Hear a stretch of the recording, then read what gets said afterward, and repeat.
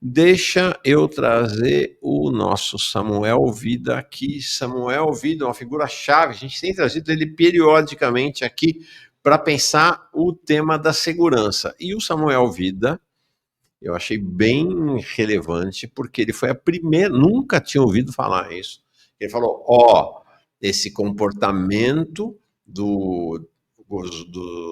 dessa sucessão de governos baianos do PT desde 2007, cada vez mais violentos, cada vez mais semelhantes aos governos de extrema-direita no tema da segurança pública, né? A Bahia assistiu um verdadeiro genocídio da juventude negra das periferias. Não há estado em que PM mate mais jovens negros do que a Bahia. Não, nem o Rio, nem São Paulo, nem nada.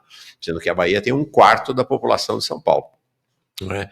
Ele falou, isto vai se espalhar pelo Brasil e vai chegar ao governo federal.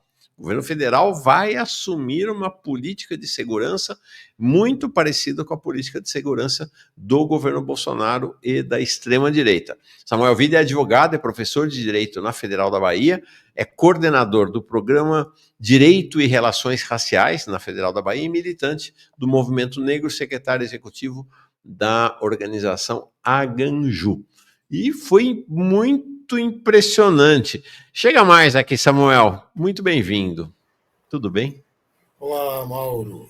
Tudo tranquilo, na medida do possível. É isso aí. Eu fiquei muito impactado aquele dia que você falou sobre esse caminho do governo Lula, né? Então, da esfera federal, aquilo que já vinha na esfera estadual e municipal, que aí 3, 4 dias depois, a PEC da segurança, eu diria assim, nossos camaradas evangélicos diriam, Samuel Vida profetizou. Realmente, logo depois, vem a PEC da segurança, vem essa transformação que o governo Lula está propondo de transformar as guardas municipais em verdadeiras mini PMs, em braços estendidos das milícias nas cidades, né? E aí uma disputa, né, para ver quem está mais à direita, quem é mais radical no combate. Nós assistimos, depois que você veio aqui, ao assassinato, né, da Luísa Silva dos Santos Jesus, na periferia de Salvador, no bairro da Engomadeira, no domingo, dia 13 de abril, com uma verdadeira rebelião que aconteceu ali no bairro da Engomadeira. Essa morte dela é muito sintomático que tenha sido precedida por outro assassinato em São Paulo, né? São Paulo e Bahia, São Paulo, Bahia, Bahia e São Paulo, muito parecidos, que foi o assassinato, né, do trabalhador senegalês na sexta-feira, que antecedeu o assassinato da Luísa, de apenas 18 anos, do Nganhé Mibai, lá no Brás, em São Paulo, assassinato à luz do dia, né? As imagens são chocantes, tanto dele quanto dela. A gente mostrou aqui as imagens do corpo dela sendo retirado pela PM, né, e a PM ameaçando os moradores ali da Engomadeira, né, num cenário de violência muito grande. Esse tema foi tema de um post dessa ONG Fogo Cruzado, né, uma ONG de defesa dos direitos humanos, o da morte da Luísa. Deixa eu mostrar aqui, bem rapidinho. Estou aqui reafirmando meu compromisso com a segurança pública no estado da Bahia. 11 pessoas foram vítimas de bala perdida em Salvador e região metropolitana este ano, como Ana Luísa, de 19 anos, estudante universitária. Mais da metade dessas pessoas foram atingidas durante ações policiais. Entre as vítimas, 9 eram mulheres, assim como Ana Luísa. E entre as vítimas identificadas, mais da metade eram negras, também como Ana. A morte de Ana Luísa, neste final de semana, faz-me vir aqui e me solidarizar com toda a família, com os amigos e com a comunidade da Engomadeira, que hoje sofre com essa perda irreparável. O governador se solidariza, mas somente este ano houve pelo menos 4 tiroteios na Engomadeira, todos em ações ou operações policiais. É possível fazer política de segurança sem tiroteios. Isso sim seria se solidarizar com a comunidade da Engomadeira. No governo do estado estamos acompanhando o caso com muito rigor e transparência. Amigos e familiares de Ana Luísa realizaram uma manifestação após seu sepultamento para cobrar justiça e pedir paz na região, que ficou por 2 dias sem circulação de ônibus. Determinei à Secretaria de Segurança Pública que siga com firmeza com a apuração de forma responsável e transparente. temos feito esforços contínuos para fortalecer a segurança pública do estado da Bahia. Em 2025, 40% dos tiroteios registrados na região metropolitana da capital baiana aconteceram em ações policiais. Eles deixaram 195 pessoas baleadas. Mapeamos também 8 chacinas policiais com 38 mortos, 3 vezes mais que no ano passado. Esses são os esforços? Mas episódios como estes mostram que ainda temos muitos desafios, sobretudo para proteger a população das periferias. Sim, temos. Mudar a política de segurança pública da Bahia tem que ser prioridade. Tá aí. Samuel, você veio aqui e ainda não tinham matado, né? A Luísa, né? Não. Mas situações similares têm se repetido, Mauro, com uma frequência assombrosa. Né? Só para você ter uma ideia, desde o assassinato de Ana Luísa, nessa operação desastrosa da Polícia Militar, vários outros episódios de ações letais ocorreram, e particularmente um episódio ainda não esclarecido de execução de um jovem negro, universitário, estudante da UFBA, que, ao chegar da faculdade, foi alvejado numa operação estranha, porque é realizada por pessoas encapuzadas. Normalmente, o crime organizado, quando age numa ação de execução, não costuma se esconder. Né? Essas são ações extremamente violentas que acontecem quase sempre com essas pessoas assumindo. Às vezes filmam, inclusive, os episódios e divulgam pelas redes. Quando essas operações são marcadas por atitudes de pessoas mascaradas, encapuzadas, muitas vezes expressam ações realizadas por agentes públicos de forma ilegal. Né? Então, ainda não há uma conclusividade, mas o assassinato desse jovem remete à hipótese de ações de execução também operadas por agentes públicos em situação informal. Então, perdemos um segundo jovem universitário no espaço de 10 dias, menos de 10 dias, e é algo que vai nos assombrando diariamente, porque nem mesmo aquele discurso cínico e injustificável do ponto de vista ético, que afirma que as pessoas mortas nesses confrontos ou nesses episódios seriam pessoas com algum tipo de envolvimento criminal, se sustenta mais. Né? Porque cada vez mais nós percebemos que os perfis dos atingidos ocupam todo o espectro da população negra, jovens trabalhadores, jovens estudantes, donas de casa, crianças, idosos, são sistematicamente assassinados em ações policiais ou em ações suspeitas de um eventual envolvimento policial. Então, nós temos buscado estudar, compreender melhor isso e, ao mesmo tempo, pressionar por mudanças, porque é algo que vai ganhando uma proporção absolutamente incontrolável e que não pode ser enquadrada pelas interpretações habituais. Nós estamos diante de um fenômeno que ganha uma complexidade, uma densidade, uma contundência que não tem parâmetro anterior.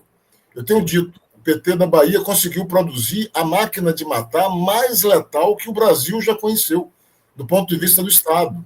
Não há nenhum precedente, em nenhuma época, nem na ditadura, nem em nenhuma outra época, de um aparato capaz de produzir uma letalidade tão elevada em situações tão absurdas, não investigadas, que produzem uma perplexidade generalizada junto às populações negras e que não podem ser separadas do genocídio. Nós estamos assistindo à face mais brutal do genocídio negro, conduzida, construída, implementada por um governo de esquerda, ou pelo menos nominalmente de esquerda. Então, é algo que exige de todos nós uma compreensão. E eu tenho insistido naquilo que nós conversamos no último encontro, e que logo depois, de certo modo, ganhou mais visibilidade com as medidas adotadas pelo governo. Debater o que acontece na Bahia, tentar entender o que acontece na Bahia, lança luzes para entender o que está acontecendo e se projetando no plano federal. A Bahia é uma espécie de ensaio. A Bahia tem produzido, ao longo dos 19 anos de gestões do PT, uma série de experimentos que são indicativamente a referência que tende a ser reproduzida na esfera do governo federal. E nós podemos sintetizar isso em alguns elementos. O primeiro deles é a disrupção de uma tradição oligárquica e violenta que precede a experiência petista. É bom destacar, em nenhum momento nós estamos afirmando que o passado pré-petista era bom. Pelo contrário, nós tínhamos aqui uma oligarquia de direita extremamente violenta, patrimonialista, corrupta, que era o carlismo. E essa experiência foi derrotada pela mobilização, ao longo de décadas, dos movimentos sociais. Não foi uma solução construída apenas no plano eleitoral.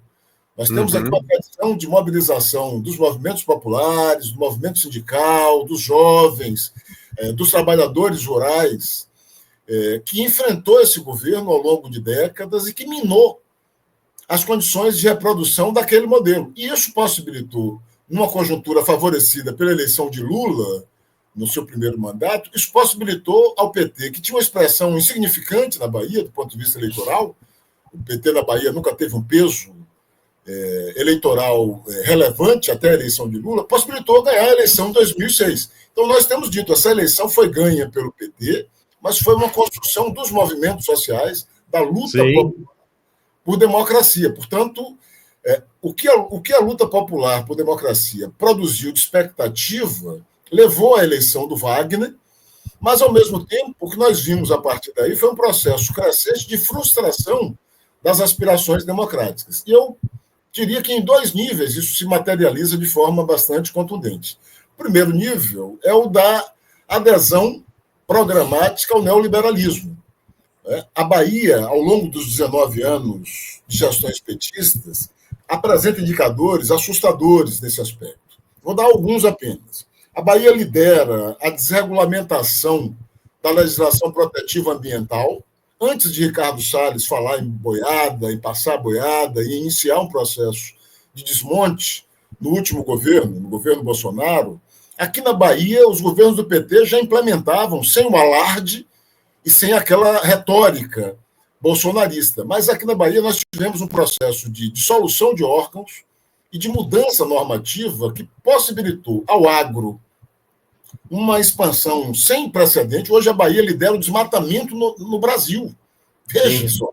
A Bahia, que não tem um grande repertório florestal, a Mata Atlântica aqui foi devastada há muito tempo, mas lidera o desmatamento. É o estado que mais desmata ilegalmente no país. A Bahia hoje acolhe uma série de empreendimentos de mineração em territórios indígenas e quilombolas, todos eles sem a devida autorização, sem consulta prévia às comunidades tradicionais envolvidas, em violação à legislação internacional, todos eles questionados do ponto de vista do licenciamento ambiental facilitado por esse desmonte produzido pelos governos petistas. No outro plano, nós vamos encontrar as privatizações. A Bahia lidera as políticas de privatizações no Brasil. É o estado que mais PPPs firmou, e a nova modalidade da privatização como política neoliberal, a tal ponto que a Bahia presta consultoria para outras unidades da federação e até para países da América Latina. Nós montamos aqui, nós não, né? O governo petista montou aqui uma espécie de consultoria com know-how profundo em privatizações. E hoje isso é oferecido para todo o país e para a América Latina. Privatizamos a gestão da saúde, quase que totalmente, privatização de parte do sistema prisional, muito antes desse debate federal sobre a possibilidade de entrega da gestão dos presídios. Aqui já temos várias unidades geridas pela iniciativa privada. Há um processo de privatização da gestão escolar, além das várias parcerias público-privadas para grandes obras infraestruturais, algumas das quais de impacto ambiental e de questionável utilidade. Obra para produzir, digamos assim, financiamento eleitoral, esquemas de corrupção, como a famigerada ponte que ligará Salvador à ilha de Itaparica, uma obra absurdamente elevada em termos de custo, demorada do ponto de vista da execução, com impactos ambientais absurdos. Só para você ter uma ideia, na primeira etapa dessa ponte, mais de 100 comunidades tradicionais, envolvendo terreiros de candomblé e comunidades quilombolas, serão expropriadas de seu território por conta da implantação desse projeto. Isso só no primeiro momento, sem considerar os impactos que prosseguirão, já que essa ponte ligará Salvador e o Recôncavo ao Baixo Sul, um projeto tipicamente voltado para a expansão do mercado imobiliário, para a instalação de resorts, de grandes empreendimentos de hotelaria, que a gente sabe que, no fundo, trazem pequenos, se não irrisórios, ganhos econômicos para os trabalhadores e possibilitam um esquema mundial de predação de recursos ambientais, de violação de direitos territoriais e comunitários para as comunidades atingidas. Um terceiro exemplo pode ser dado pela pior reforma previdenciária. A Bahia implementou, nas gestões petistas, a reforma previdenciária mais contundente, que mais suprimiu direitos dos trabalhadores. Comparada às reformas federais, a nossa é muito mais gravosa. É uma situação assim sem paralelo. Nenhum outro governo, nem os governos bolsonaristas estaduais, conseguiram implementar reformas no âmbito estadual tão supressoras de direitos. Mais um exemplo significativo: a Bahia tem sido palco frequente de episódios de nepotismo. A esposa do ex-governador Rui Costa, que é uma enfermeira que nunca teve experiência com gestão, foi nomeada para o Tribunal de Contas. Uma representação da cultura política patrimonialista, das oligarquias da direita no país. E, por fim, a letalidade policial, que não pode ser dissociada desses fatores. Nós temos insistido, a letalidade policial tem um caráter expresso de natureza racista e genocida e uma função de contenção. Ela funciona como a outra face da moeda, para garantir um modelo violento no plano neoliberal, de supressão de direitos, de concentração de riquezas, de estreitamento dos espaços democráticos. É preciso uma violência intensa, e não apenas a violência simbólica da supressão dos direitos, mas uma violência materializada na morte, no terror, no amedrontamento das pessoas. E é isso que tem sido feito pelos governos petistas. Lideram todas as estatísticas de letalidade policial no país há pelo menos 5 anos, tomando o posto historicamente ocupado pelo Rio de Janeiro, superando a violenta polícia paulista, e instituindo esse novo modelo que vai sendo irradiado para o país. E aí eu finalizo o comentário chamando a atenção para o fato de que, simultaneamente ao anúncio da PEC, que é muito grave, é muito preocupante, porque ela redesenha toda a história institucional de política de segurança pública, num deslocamento para os valores e os referenciais da extrema-direita. Portanto, ela cria as condições de legitimação e legalização dos discursos de morte, dos discursos punitivistas extremados, dos discursos que solapam as poucas conquistas democratizantes, como audiências de custódia, e algum tipo de controle ou tentativa de controle das atividades policiais por órgãos externos, como corregedorias externas. Pois bem, nessa mesma conjuntura, nesse mesmo período, o Washington Quaquá, vice-presidente nacional do PT, publica uma entrevista que é chocante, e ela merece ser assistida pelos progressistas que ainda têm algum compromisso com democracia. O Washington Quaquá anuncia que vai armar a Guarda Municipal, algo que vem sendo construído como política do PT desde as eleições municipais de 2022, há uma cartilha do PT publicada em 2022, orientando os candidatos a defenderem as guardas municipais e avaliarem a possibilidade delas serem armadas. Então, é uma continuidade de uma política que vem sendo implementada. O Quaquá fala no uso de fuzil e caveirão, e usa, inclusive, a retórica bolsonarista, dizendo que em Maricá, bandidos irão para a vala, naquela emulação das execuções sumárias como política pública, como política de segurança pública, destacando, inclusive, que conformará uma unidade especial para a ocupação territorial espelhada no BOP, uma unidade de alto confronto e letalidade, que vai usar fuzis, que vai usar o caveirão, que vai usar aquelas estratégias, que será treinada pelo BOP, segundo a entrevista dada. Então, nós assistimos a um processo que vai mostrando essa irradiação, tanto no plano federal, quanto no plano das gestões petistas que se apresentam como modelares. Maricá, por ser, inclusive, um município com muitos recursos derivados dos royalties do petróleo, se apresenta como uma espécie de vitrine do modo petista de governar. Portanto, é assustador, e se não tomarmos as rédeas desse debate, constrangendo e disputando a base social progressista no país, nós assistiremos a uma bucalização do Brasil, conduzida simultaneamente por movimentos da extrema-direita e da esquerda institucional instalada no governo. É algo trágico, que eu diria que é muito provável como possibilidade e que requer de todos nós o máximo de engajamento, mobilização, denúncia, constrangimento para tentar conter essa guinada extremamente conservadora e à direita que a política brasileira está presenciando. O Maxwell está aqui no bastidor muito chocado com a sua fala, né? Nosso Maxwell aqui dizendo, nossa, impressionante como os governos do PT se tornaram máquinas de moer a classe trabalhadora e a juventude. Né? Muito chocante, efetivamente. E isso que você traz tem um aspecto interessante, porque quando a gente fala meio ambiente, muitas vezes a cabeça nossa vai para floresta, né?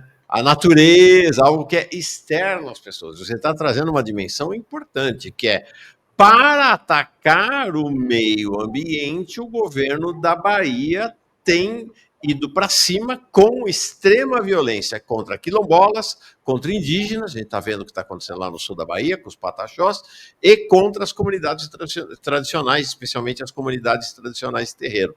Então, para atacar o meio ambiente, é preciso passar com um trator na cabeça de quilombolas, indígenas e das comunidades tradicionais, né, Simone?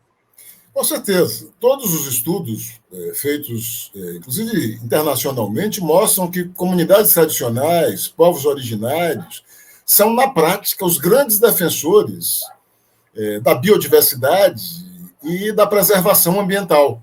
Ainda que isso não conste de uma política anunciada, o próprio modo de vida, as concepções civilizatórias que esses grupos expressam, redundam em práticas altamente protetivas do meio ambiente e promotoras da manutenção da biodiversidade. Então, esses são os setores que podem, de algum modo, conter esse ímpeto destrutivo que o capitalismo em geral e a sua versão neoliberal leva ao extremo na contemporaneidade. Então, atacá-los, descredibilizá-los, vulnerabilizá-los é parte fundamental dessa estratégia. E aí entra em cena a maior perversão, a meu ver, dos governos petistas, isso vale também como uma crítica ao atual governo Lula, que é a criação de órgãos especiais simbólicos, desprovidos de poder político, de prestígio político, são órgãos que ficam alijados do núcleo duro do poder. A ministra Sônia Guajajara, a ministra Aniele, aqui na Bahia, a Secretaria de Promoção da Igualdade, são exemplos disso. São estruturas que cumprem uma função de álibi e de marketing, antirracista, social.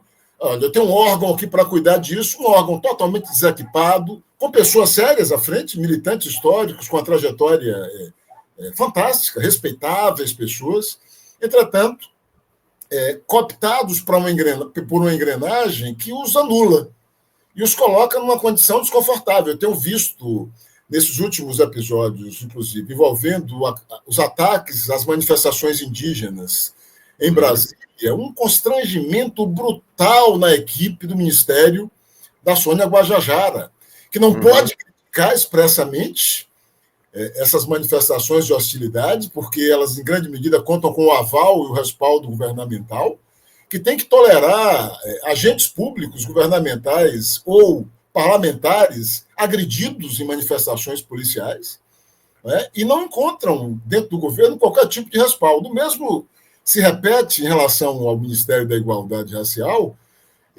ou o Ministério do Meio Ambiente, com a ofensiva imposta e assumida nesse último período explicitamente pela imprensa por Lula, pela liberação da exploração do petróleo na foz do Rio Amazonas.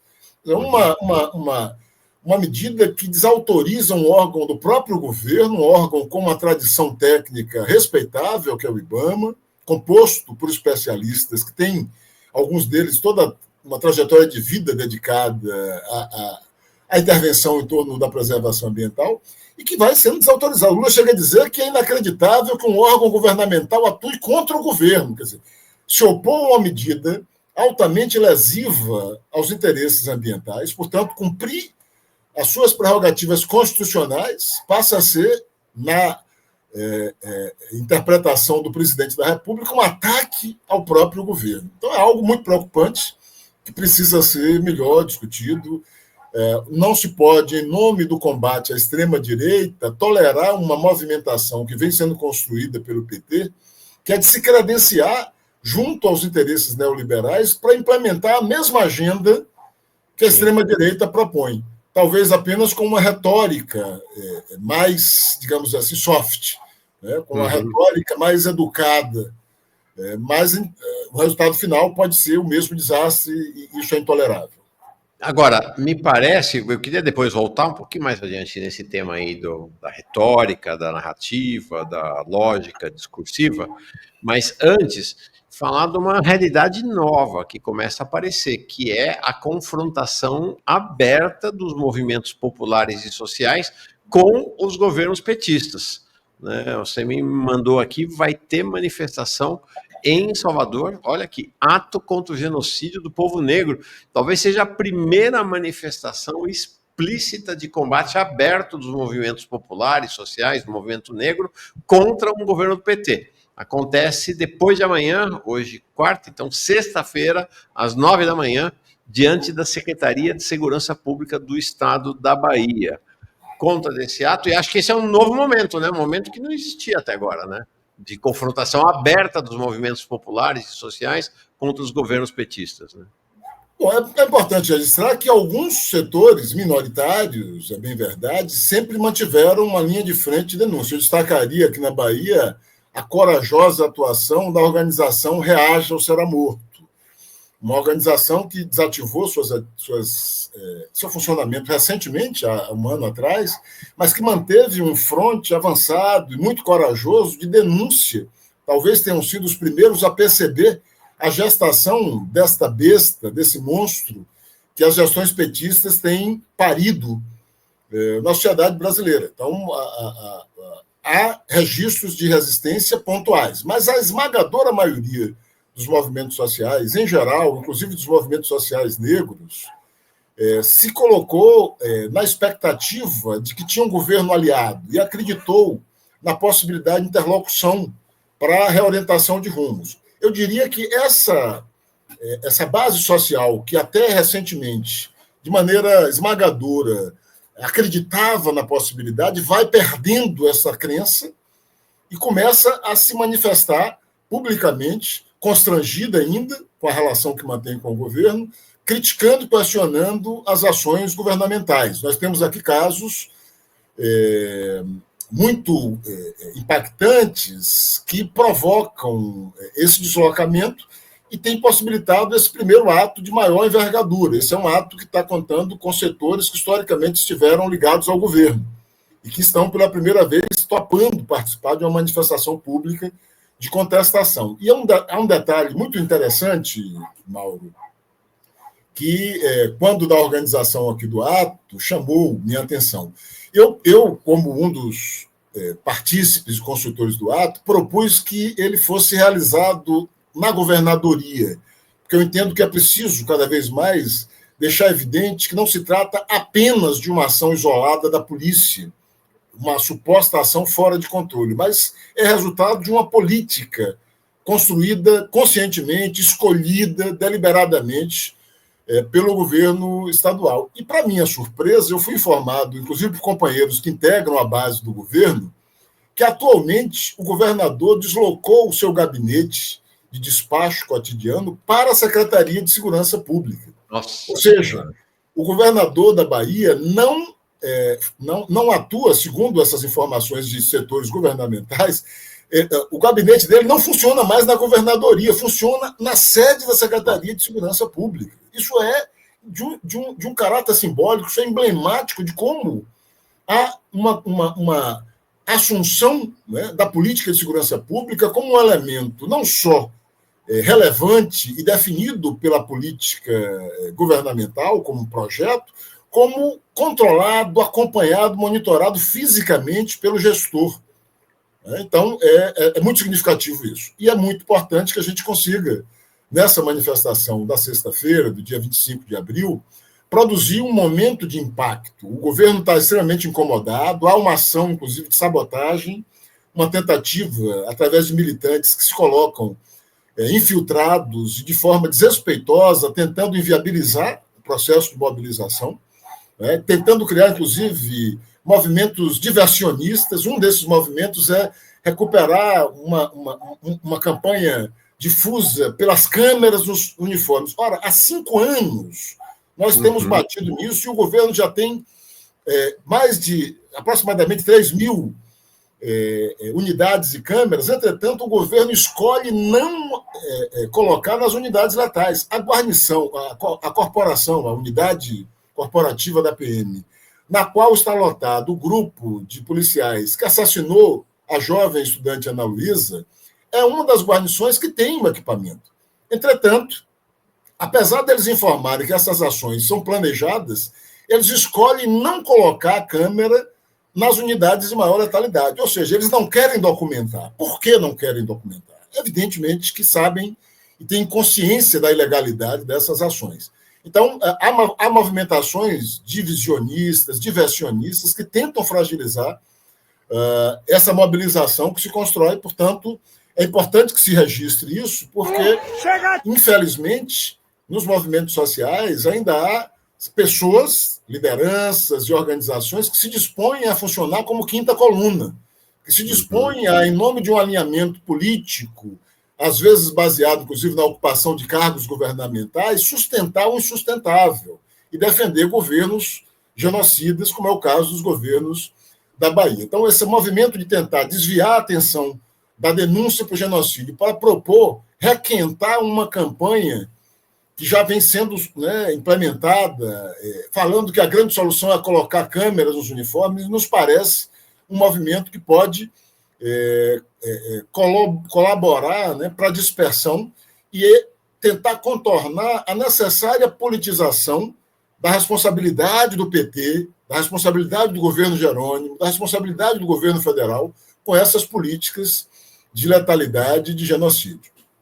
Está aí a cena do assassinato da Luísa, logo depois do assassinato dela, a guarnição. Vocês estão vendo lá, este policial ali, pelo que indica o vídeo, foi um dos que atiraram, e ninguém tem câmera. Né? Ninguém tem câmera. Ninguém tem câmera. Lançam bombas contra a população, assim, de uma forma absolutamente aleatória. As pessoas estão, óbvio, emocionadas diante da garota baleada, ferida mortalmente, e eles dispersam os familiares, agridem familiares da vítima numa situação absurda. Não há justificativa. Tecnicamente, não há como sustentar nenhuma dessas ações como legais ou pertinentes a qualquer tipo de protocolo formalmente instituído nas guarnições policiais do Brasil. Você, inclusive, tem uma característica, sabe, me chamou a atenção, até registrei aqui, logo no dia 14, 15, quando a gente deu uma ampla cobertura tanto para o assassinato do trabalhador senegalês em São Paulo, quanto para o assassinato da estudante em Salvador, que tem uma questão que você está trazendo agora, que é assim, me chamou a atenção, que é a desorganização do movimento social propiciada pelos governos petistas. Então, você vê a manifestação lá no Brás, manifestação ali que surgiu de uma hora para outra. Você vai ver a manifestação no dia seguinte na frente da prefeitura, cartazes estruturados, faixas de movimentos sociais. Então você vê uma sociedade organizada protestando contra o assassinato na manifestação no dia seguinte. Você olha a manifestação lá na Engomadeira, Samuel, Não tem nada, são cartazes, visivelmente são os moradores que fizeram cartaz à mão. Não tem sociedade organizada ali. É apenas o protesto espontâneo das vítimas, dos familiares das vítimas. Essa coisa da desorganização do movimento popular e social propiciado por esses governos do PT na Bahia é muito impactante, né? Com certeza. Há um processo de desmonte. Nós não conseguimos aqui produzir nenhum tipo de intervenção mais sistemática, porque ou temos parte das lideranças ocupando cargos governamentais, sempre secundários, cargos que não têm incidência real na definição das políticas, cargos decorativos, cargos de quinto escalão, que podem até eventualmente ser importantes para a manutenção de parte dessas pessoas, mas que são absolutamente desprovidos de influência política ou de incidência nas ações governamentais. E, do outro lado, uma atitude dos movimentos sociais de servilismo, de alinhamento automático, baseada, ainda que presumivelmente, numa presunção de que se trata de um governo aliado. Então, nós temos uma espécie de paralisia que vai começando a dar sinais de quebra nesse último período, mas que tem sido um obstáculo incontornável para a oposição e o questionamento a essas políticas. Nós temos ainda uma ilusão por parte dos movimentos sociais de que temos um governo progressista que encaminha uma agenda democratizante. Contudo, quando nós paramos para avaliar em qualquer aspecto da política governamental, seja nas políticas sociais, seja na intervenção econômica, nós não encontramos nenhum vestígio dessa suposta agenda progressista. Pelo contrário, volto a dizer o que disse há pouco. Nós temos uma gestão na Bahia que lidera todos os índices negativos do ponto de vista de uma agenda popular e que se aproxima intensamente daquilo que o neoliberalismo desenha como estratégia política em sua intervenção no domínio econômico, no domínio da desregulamentação jurídica, da desconstrução de qualquer malha jurídica de direitos sociais, de direitos ambientais, etc. Você falou da última vez desse espraiamento de algo que talvez tenha se originado na Bahia para os governos estaduais e municipais do PT em todo o país, né? Então, ali em cima está o trio, né, desses governadores do PT, o Jacques Wagner. Então, desde 2007, né, o primeiro Jacques Wagner, até agora são 18 anos e meio, praticamente, Jacques Wagner, o Rui Costa e agora o Jerônimo. Aí, quando você desce, você vai, por exemplo, lá para o Ceará. A mesma coisa no Piauí, né? A mesma coisa no Rio Grande do Norte. Você vai para o Ceará, o governador Eumano de Freitas tem um caso lá emblemático, né? Ele mantém à frente da Secretaria de Administração Penitenciária um notório torturador que inventou um método de tortura. É um inventor do método de tortura, eu já contei aqui. Né? Os presos ficam ajoelhados com as mãos assim atrás da cabeça e passam um agente penitenciário ou um policial militar e taca uma porrada, quebra os dedos ficam tortos o resto da vida, não conseguem mais fechar os dedos. Né? Na alegação deles é que é para não atirar nenhum objeto contra os agentes e tal. Houve um abaixo-assinado de 40 entidades de direitos humanos para retirar este torturador lá da Secretaria de Assuntos Penitenciários e a resposta do governador foi que ele é imexível, que é um defensor dos direitos humanos. O prefeito do Rio de Janeiro, o Eduardo Paes, que não é do PT, mas é alguém da preferência das relações do PT, né? Teve disputa no PT para quem ia ser o vice-prefeito dele, tem disputa no PT já para ver quem vai ser o vice dele para o governo do estado, tem 3 pessoas do PT ocupando postos chaves na prefeitura do Rio de Janeiro, ele simplesmente está indo viajar para El Salvador para conhecer a segurança pública de El Salvador, se inspirar na segurança pública de El Salvador. E aí, o Quaquá, né, com essa história da sua versão local de bandido bom e bandido morto, né, fazendo arminha e tudo. Então, você olha para esses governos todos, qual é a diferença desses governos em relação aos governos de extrema-direita do Tarcísio, do Cláudio Castro ou do Caiado. Quaquá, inclusive, que trata o Cláudio Castro como um grande amigo dele, como uma referência e tudo, né? Então, assim, qual é a diferença? A gente olha agora lá o que está acontecendo no Congresso Nacional, Samuel, é uma coisa espantosa, uma disputa entre os deputados e senadores da extrema-direita e deputados e senadores do PT para ver quem apresenta a emenda mais terrível para a PEC da segurança pública, que já é ela em si mesma uma PEC de extrema-direita. Você vê lá, o líder do PT no Senado, delegado de polícia, né? Fabiano Contarato, mais o Rogério Carvalho, senador do Sergipe, apresentando uma emenda atrás da outra para duplicar a pena, triplicar a pena, para reduzir a idade penal. É uma máquina de produzir repressão, disputando com a extrema-direita para ver quem faz a emenda mais dura ao projeto, né? É muito eu tenho insistido nisso. O movimento de disputa assumido pelo PT em face da extrema-direita é se apropriar da agenda da extrema-direita e tentar disputar a base. E, ao invés de rechaçar essa agenda e construir um contraponto orientado pela tradição democrática, democratizante, popular, o movimento é exatamente o de assumir essa agenda e se apresentar ao eleitor como um executor mais eficiente da agenda de morte. Isso vai se traduzindo, inclusive, em dados chocantes. Eu mandei para você agora um pequeno card. Já, mostra... acabei de ver, de fato estou chocado aqui, acabei de ver. Que mostra as taxas de homicídios e a relação delas com os governantes. Óbvio que esse dado inclui também os assassinatos praticados pelo crime, pelos conflitos interpessoais. Não se trata apenas dos assassinatos produzidos pela polícia. Mas é bom destacar que em todos esses estados, as polícias estão entre as mais letais e as ações de assassinato realizadas por facções, por grupos criminosos, muitas vezes derivam de uma estratégia de segurança pública cúmplice. Muitas vezes derivam de uma deliberada atitude de permitir que essas ações de confronto entre grupos armados aconteça e produza letalidade como uma espécie de antecipação do trabalho que seria feito pela polícia. Ou seja, deixa eles se matarem e quando a gente chegar, a gente acaba o serviço. Então, há uma conexão entre essa alta letalidade e as políticas de segurança pública, além de denunciarem um fracasso nesse modelo de política de segurança pública.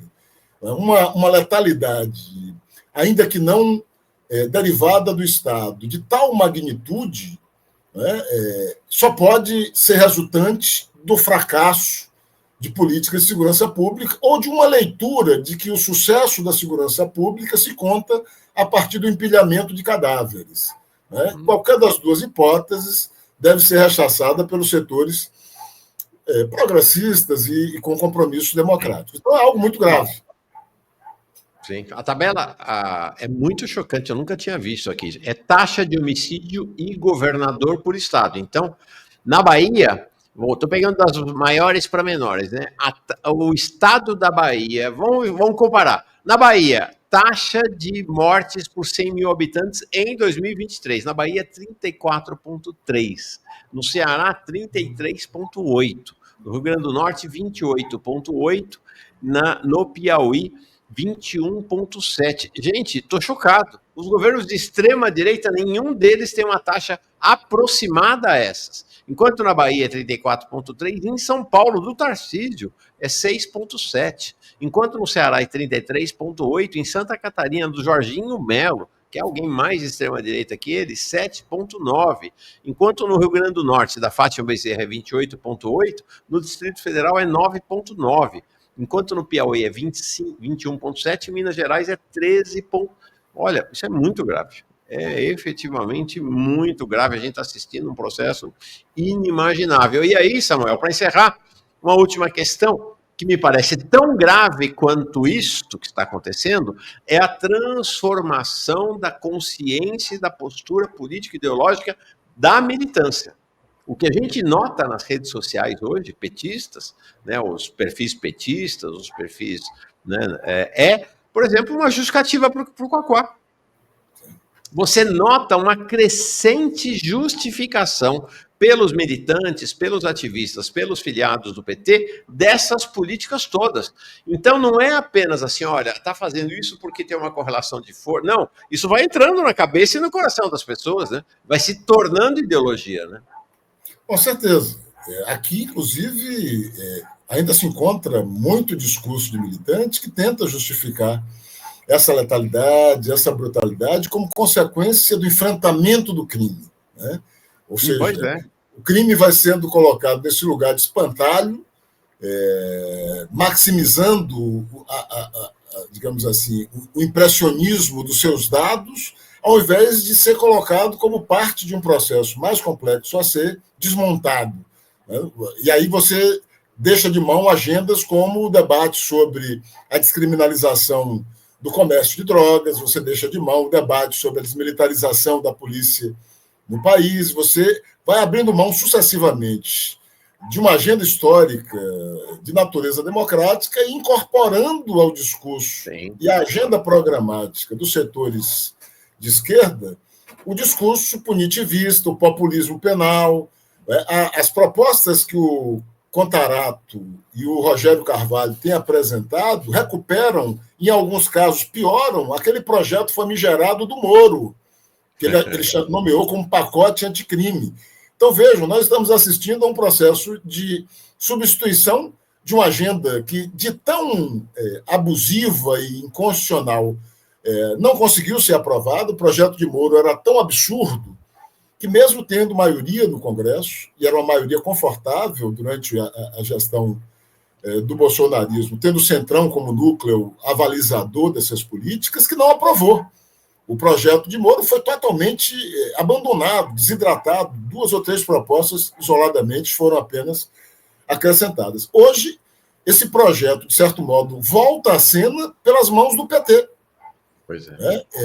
É algo assim assustador, e mais assustador, como você bem destacou, é ver uma militância forjada na luta contra a ditadura, os mais velhos, no processo de luta por democratização, os mais novos que se agregam nas últimas décadas, avalizar isso, não se escandalizar, não reagir, inclusive internamente, estabelecendo uma disputa de reorientação de rumos.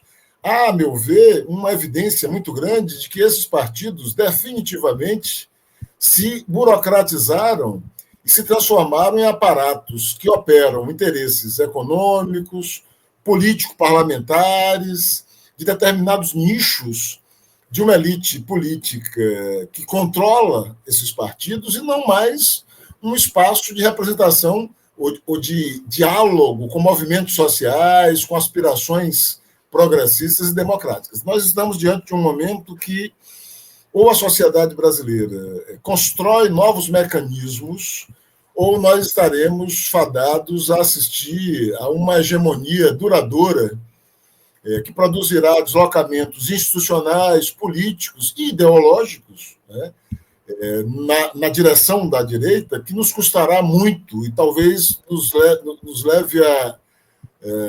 nos exija décadas de mobilização até conseguirmos reverter. Mas eu acho que ainda há tempo e é preciso que isso seja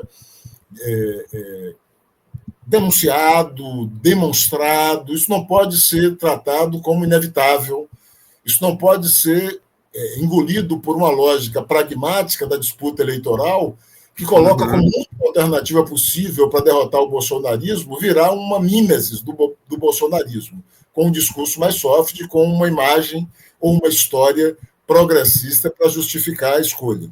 É preciso que a gente reaja, e esse tem sido um papel importante do teu programa, de outros programas e outras iniciativas de comunicadores, de militantes, de intelectuais. É preciso que a gente construa uma rede capaz de cobrar caro essas movimentações e de disputar outro rumo, outra possibilidade, para que a barbárie não se instale com tal hegemonia e com tal amplitude de respaldo como vem sendo desenhado na conjuntura atual.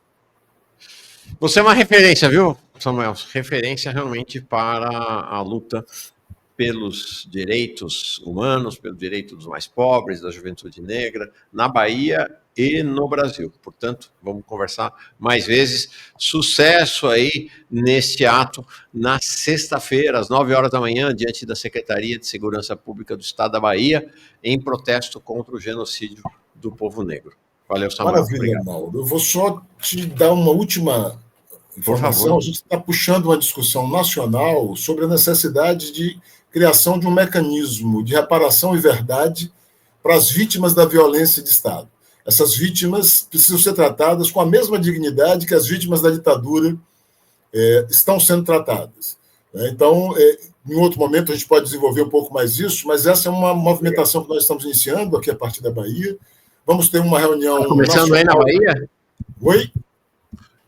Está começando aí na Bahia? Sim, sim. Essa é uma proposta que foi construída pela minha organização, o Aganju, que a gente está começando a nacionalizar em diálogo com outras organizações, incluindo, inclusive, o movimento indígena, para que a gente construa no próximo período essa agenda e institua mecanismos que, fora do contexto do impacto dos crimes, permitam uma análise mais detalhada de cada episódio, dos mecanismos envolvidos e produza relatórios que gerem a possibilidade de políticas de reversão a médio e longo prazo. Perfeito. Obrigado. Ótimo. Eu sempre agradeço. Um abraço grande para você. Um grande abraço. Um grande abraço.